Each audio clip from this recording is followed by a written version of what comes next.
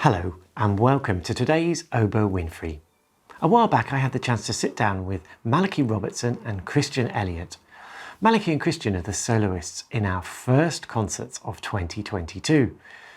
We have performances in Dublin, Limerick and Cork on the 1st, the 2nd and the 3rd of February. In the meantime, sit back and enjoy listening to Malachy and Christian talk about our new commission by Ian Wilson. A concerto for cello and double bass. Now, is it really a concerto for two instruments, or is it a cello concerto with a bass accompaniment? Definitely not. No, it's very equal. In fact, I think the strings are all very important. Like every instrument has a lot of importance in this piece. Do you think that as well? Yeah, it is. In fact, I go even further than it being it's a double concerto. It's actually more like a concerto for 20 instruments. There's 18 string parts in the orchestra, including an orchestral double bass, as well as the solo double bass and a solo cello. So that's 20. But they all have a lot to do, and the texture is fascinating. It's a kind of an undulating. The piece is full of textures, and when we were discussing with Ian Wilson, the composer, in advance of him writing this concerto, he wanted to know a lot from us about what we wanted, and one of the fundamentals was we wanted our colleagues to be fully part of the drama.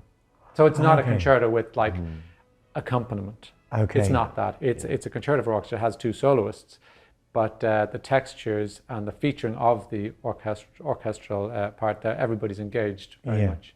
Now, I know this piece was supposed to be performed was it in 2020, April 2020? Yeah.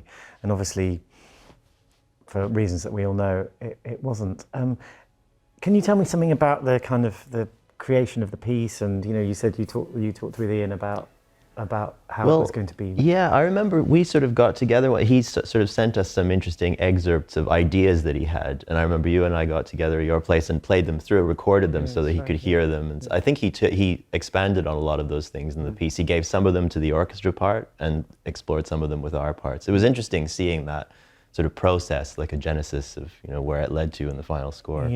Yeah.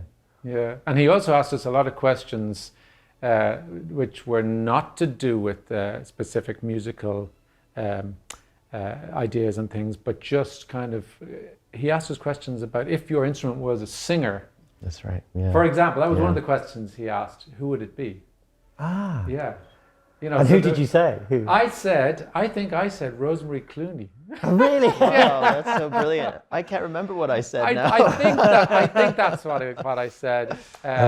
And it was a lovely question. Now, that has no bearing. Rosemary Clooney as a character doesn't show up in any way, but it had some bearing on his notion of the voice that he was writing for, because obviously writing for a double bass in an ensemble, at the bottom of an ensemble, is quite different from writing for a double bass as a sort of main protagonist. So, he asked us various other questions that were equally fascinating and less musical than that, just to get a handle on what we saw ourselves as participants, as in the drama. It was really nice to be part of the genesis as well. Yeah. So it's a commission by the Irish Chamber Orchestra for the Irish Chamber Orchestra. Is there any? I don't know, is there a story to the piece apart from this commission kind of element? Yeah, absolutely.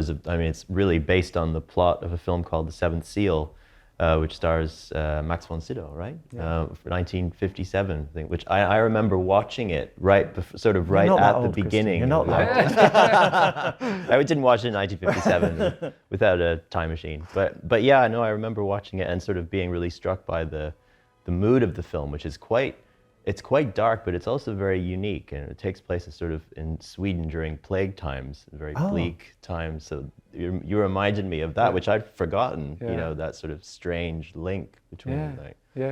So the film is about death and plague. It's about death as a character, and that was one of the reasons why Ian thought to base the concerto on this film, because most of it is about these two characters, death and the night. And so there's two protagonists there, which is nice for a concerto, that he then sort of loosely based parts of the piece on scenes from the film. Through the movie, the knight who has just returned from the Crusades plays chess with death.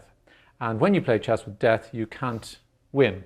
This is foregone. But you can prolong the game by playing it cleverly.